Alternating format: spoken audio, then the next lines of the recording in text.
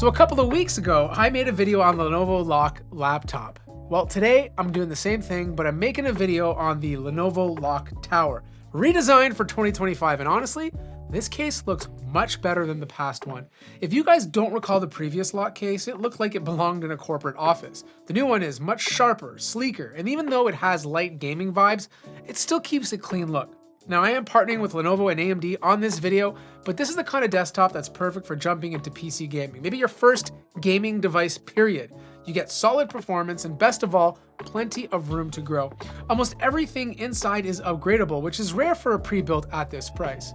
Even little touches stand out. Instead of basic RGB, you get ARGB, meaning every single LED can be customized instead of the whole strip being stuck on one color. Upgrades are simple too. The transparent side panel pops off with just 2 screws. I didn't even have to use a screwdriver. I just used my thumbs to twist them off, giving you instant access. But inside, you will notice something unusual. The RAM is so dim, the kind you normally see in laptops. That's because this tower uses a mobile AMD Ryzen 7 8745HX CPU.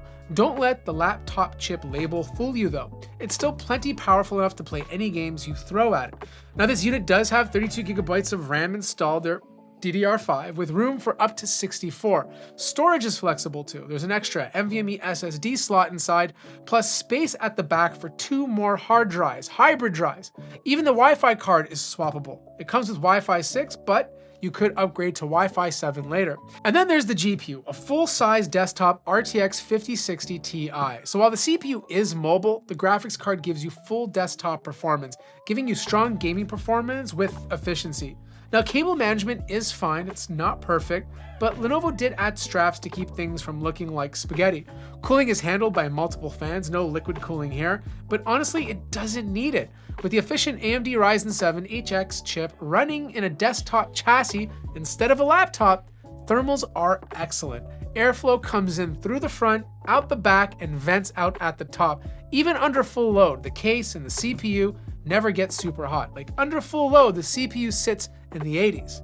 Ports are decent for a micro ATX board. On the back, you get 4 USB 2.0 ports, 1 gigabit Ethernet, and HDMI 2.1, though you'll probably use the HDMI port on the GPU instead. Up top, you got 2 faster USB 3.2 Type A ports, a Type C port, which gives you the same speed as those Type A, it's not USB 4, a combo audio jack, and of course the glowing power button. Now here's my suggestion. Plug your keyboard and mouse into the slower rear ports and save the faster ones on top for external SSDs or other high-speed accessories.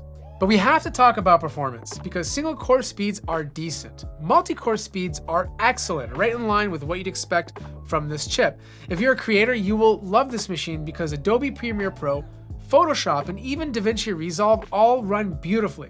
Like I was editing a 4K video with multiple layers and effects.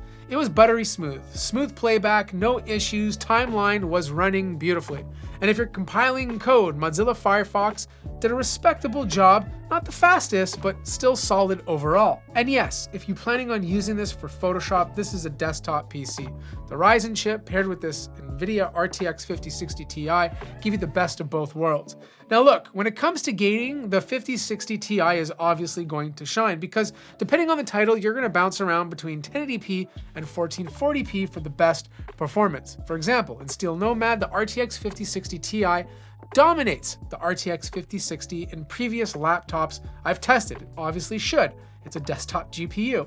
Even in Time Spy, where it's a bit more CPU bound, the RTX 5060 Ti paired with the Ryzen 7 CPU gives us the best performance out of the bunch. But here's the thing, even older games like Overwatch can push 4K, but for heavy hitters like Black Myth Wukong, you'll want to enable frame generation with DLSS 4 set to 2 times. Like I was hitting over 100 FPS with not too much latency. Cyberpunk 2077 over 100 FPS at 1440p with DLSS on and frame generation off. Oh, and also, if you're wondering, the GPU powers up to about 180 watts under full load, and the CPU wattage pushes past 100, and then it settles around 65. But there's a huge win here. Because this AMD Ryzen 7 isn't crammed inside of a laptop, fan noise is excellent. On performance mode, it maxes out at around 45 decibels, impressively quiet. Balance mode sits closer to 42, and if you just have the computer on and browsing the net, you can barely hear it. That's way better than most desktops at this level, plus everything is managed through Lenovo's Legion Space software, which I still think is the cleanest OEM utility out there. It's simple, it's straightforward, and there's no clutter. Most of the stuff you need is on the main page. Also, if you're wondering, all the accessories in this desk setup are from Lenovo as well. The one that really stood out to me was the display. It's a 27-inch Lenovo Legion OLED monitor. It can go up to 240 Hz at 4K resolution and offers incredibly deep blacks and insane contrast. Plus, it supports G-Sync, pairs nicely with the RTX 5060 Ti. Games look stunning on this, especially if you're a creator. There's even a little stand to store your phone.